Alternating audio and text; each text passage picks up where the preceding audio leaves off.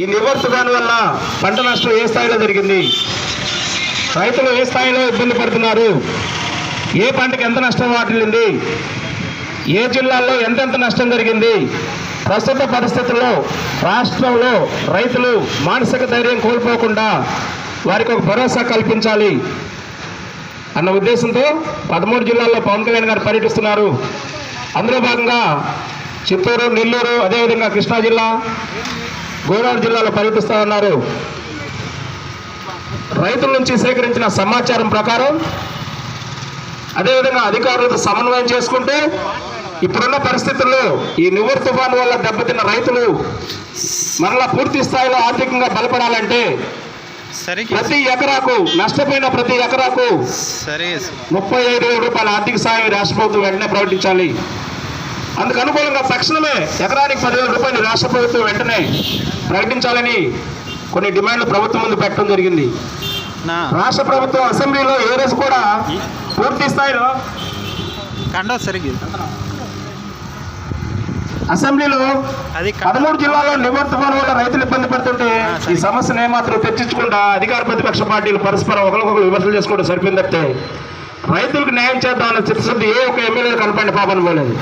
అందుకోసం పవన్ కళ్యాణ్ గారు ప్రత్యక్షంగా ఈరోజు ఎవరైతే నివర్ తుఫాను వల్ల తీవ్రంగా నష్టపోయిన రైతులు ఉన్నారో వారి యొక్క సమస్యలు ప్రభుత్వం దృష్టి తీసుకోవాలన్న ప్రధాన ఉద్దేశంతో పవన్ కళ్యాణ్ గారి సూచనల మేరకు రాష్ట్ర స్థాయిలో 175 నియోజకవర్గాల్లో కూడా ఈరోజు ఉదయం 10 గంటల నుంచి సాయంత్రం 5 గంటల వరకు జనసేన నిరసన దీక్ష అనే కార్యక్రమం చేయడం జరుగుతుంది. దీని యొక్క ప్రధాన ఉద్దేశం జనసేన పార్టీ మీరు 175 స్థానాల్లో జనసేన పార్టీ దాదాపు 140 స్థానాల్లో పోటీ చేస్తే ఒకే ఒక్క స్థానంలో గెలిపించారు. సాక్షాత్తు జనసేన పార్టీ ఓటుకు 2,000 డబ్బులు ఇవ్వలేదు, మద్యం ప్యాకెట్లు ఇవ్వలేదు, బిర్యానీ ప్యాకెట్లు ఇవ్వలేదు అని ఒకే ఒక ఉద్దేశంతో 190% మంది జనసేన పార్టీ దూరంగా పెట్టారు. కానీ పవన్ కళ్యాణ్ గారు మేము ఇప్పటికిప్పుడు ముఖ్యమంత్రి అవ్వాలి, రాజ్యాధికారం చేయించుకోవాలని వచ్చిన పార్టీ కాదు. మరి పవన్ కళ్యాణ్ సంవత్సరానికి 2 సినిమాలు చేస్తే 40-80 కోట్లు, 2 టీవీ యాడ్స్ సెకండ్ చేస్తే 20 కోట్లు, ఏ విధంగా చూసినా సంవత్సరానికి 100 కోట్లు సంపాదించే ఏకైక వ్యక్తి ఉంటే యావత్ భారతదేశంలో పవన్ కళ్యాణ్ గారు. ఇప్పటివరకు మన రాజకీయాల్లో వచ్చిన సినిమా హీరోలు చూసాం, దాదాపు 60 సంవత్సరాలు దాటి సినిమా యొక్క కెరీర్ చివరిలో ఉన్న దశలో రాజకీయాల్లోకి వచ్చాం. కానీ పవన్ కళ్యాణ్ గారు తన 45వ సంవత్సరంలో అతని యొక్క సినిమా కెరీరు పీక్ స్థాయిలో తారా స్థాయిలో చేరుతున్న టైంలో కూడా కేవలం మన ప్రజలందరికీ ఇప్పటివరకు ఈ అభివృద్ధి ఫలాలనే అందరికీ అందట్లేదు, కొందరికీ అందుతున్న ఉద్దేశంతో పవన్ కళ్యాణ్ గారు రాజకీయాల్లో రావటం, మరి ప్రజల పక్షం నిలబడటం చూసాం. అందుకోసం పవన్ కళ్యాణ్ గారు వకీల్ సాబ్ సినిమా చేస్తూ కూడా తాత్కాలికంగా ఆ సినిమాని ఆపేసి రైతులు ఎవరైతే ఇబ్బందులు ఉన్నారో వారిని వెంటనే మనం భరోసా కల్పించాలి. జనసేన పార్టీ శ్రేణులకు చాలా క్లియర్గా చెప్పారు.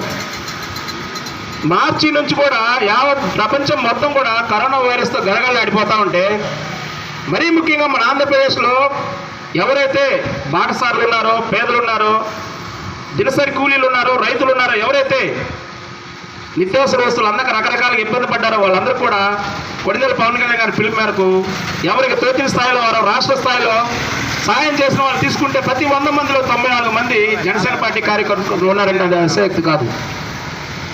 మరి అవతల పార్టీలకి ఇప్పుడున్న అధికార పార్టీకి ప్రతిపక్ష పార్టీకి పార్టీ నుంచి నిధులు వస్తే ఆ పార్టీ ఖర్చులు పెడుతున్నారు. కానీ ఒక జనసేన మాత్రమే మొట్టమొదటిసారిగా రాష్ట్ర స్థాయిలో ఎవరికి వారే తను కష్టపడి సంపాదించిన డబ్బులు తీసి ప్రతి ఒక్కరు కూడా కరోనా వైరస్ టైంలో మాస్కులు కానీ, శానిటైజర్లు కానీ, అదేవిధంగా దినసరి కూలీలకి ఎప్పటికప్పుడు కరోనాలకి ఎవరి స్థాయిలో వాళ్ళు సహాయ సహకారాలు అందించడం కానీ, మరి ఆక్సిజన్ సిలిండర్లు అందక కొన్ని ప్రభుత్వ ఆసుపత్రులు అదేవిధంగా ప్రైవేట్ ఆసుపత్రుల్లో కరోనా వైరస్ బాధితులు చనిపోవడం చూసి పేదవాడి గుండెకి జనసేన వాయువు ఆక్సిజన్ అనే పేరుతో దాదాపు 40 లక్షల రూపాయలు విలువ చేసి ఆక్సిజన్ సిలిండర్లు అందించడం చూసాం.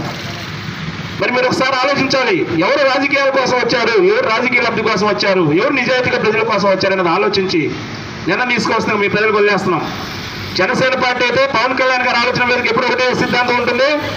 జనసేన పార్టీ ఓటుకు నోటు ఇవ్వదు, బిర్యానీ ప్యాకెట్లు ఇవ్వదు, మద్యం ప్యాకెట్లు ఇవ్వదు. మీరు ఎప్పుడైనా జనసేన పార్టీని ఇప్పుడు మీకు అర్థమై ఉంటుంది, ఈ పార్టీకి ఓడిపోయిన 10 రోజుల్లోనే మంగళగిరి పార్టీ హౌస్లో మరి ప్రత్యక్షంగా మీటింగ్ పెట్టి ఎమ్మటే మళ్ళీ ఆ ప్రేమ జీవితంలో రావడం ఒక సందర్భం చూసాం. మేము గత 2019 ఎన్నికలకు ముందు మేము ఓట్లాడడానికి వచ్చినప్పుడు చాలా మంది మమ్మల్ని అడిగిన ప్రశ్న, చిరంజీవి గారి లాగా పవన్ కళ్యాణ్ కూడా పార్టీని వేరే పార్టీలో కలిపేస్తాడేమో అనే సందేహం చాలా మంది చెప్పారు. మీరు చూశారు, చిరంజీవి గారు 18 సీట్లు గెలిపించాడు. 18 సీట్లు గెలిస్తే కోవట్లు చేరి చిరంజీవి గారి మీద రకరకాల ఒత్తిళ్లు చేస్తే చిరంజీవి గారు ఆ పరిస్థితులు తట్టుకోలేక పార్టీని మూసేయడం మీరు చూశారు.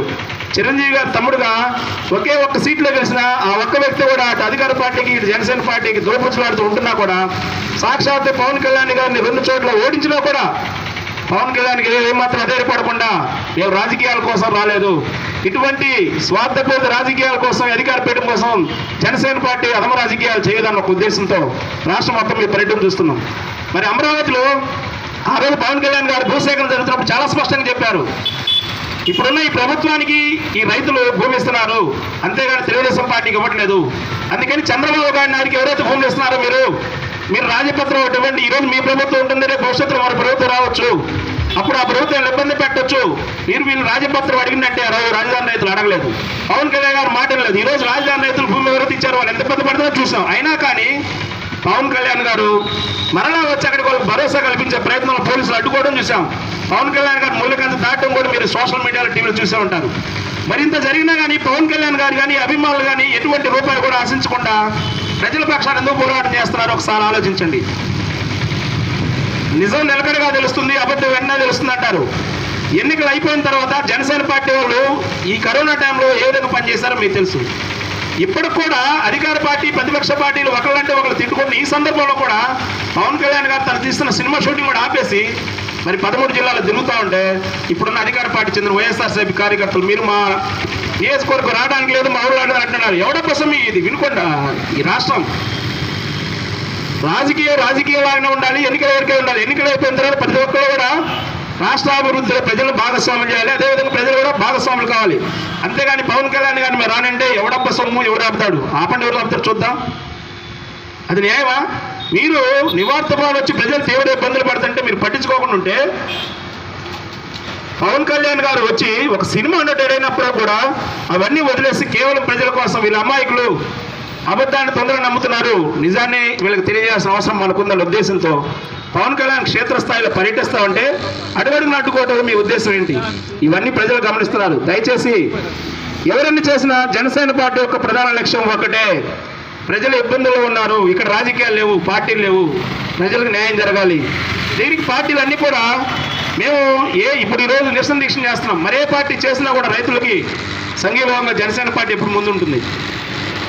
ఇప్పటికైనా ఈ రాష్ట్ర ప్రభుత్వం జనసేన పార్టీ యొక్క డిమాండ్లో న్యాయాన్ని పరిశీలించి ఎవరైతే నష్టపోయారో నివార్థపడం వల్ల రైతులకి ఎకరానికి 10,000 తక్షణ సాయంగా దీర్ఘకాలంగా ప్రతి ఎకరానికి 35 రూపాయలు అందించాలని రాష్ట్ర వ్యాప్తంగా జనసేన పార్టీ చేస్తున్న నిరసన దీక్షకి సంఘీభావం ప్రత్యక్షంగా పరోక్షంగా తెలుపుతున్న ప్రతి ఒక్కరు కూడా వెలుగొండ నియోజకవర్గ జనసేన పార్టీ తరఫున హృదయపూర్వక ధన్యవాదాలు తెలియజేసుకుంటూ మరొకసారి రాష్ట్ర ప్రభుత్వానికి వెలుగొండ నియోజకవర్గ ప్రధాన డిమాండ్, ఈరోజు నిరసన దీక్ష యొక్క ప్రధాన ఉద్దేశం కూడా అదే. నివర్ తుఫాను వల్ల ఎవరైతే నష్టపోయారో వాళ్ళందరికీ ఎకరానికి 35,000 రూపాయలు ఆర్థిక సహాయం అందించాలి, తక్షణ సాయంగా 10,000 అందించాలని ప్రధాన ఉద్దేశంతో ఈరోజు ఈ కార్యక్రమం చేయడం జరిగింది. ఈ కార్యక్రమానికి విచ్చేసిన 5 మండలాల జనసేన పార్టీ నాయకులందరూ కూడా వెలుగొండ నియోజకవర్గ జనసేన పార్టీ తరఫున పేరు పేరున హృదయపూర్వక ధన్యవాదాలు తెలియజేసుకుంటూ సెలవు తీసుకున్నాను. జై హింద్.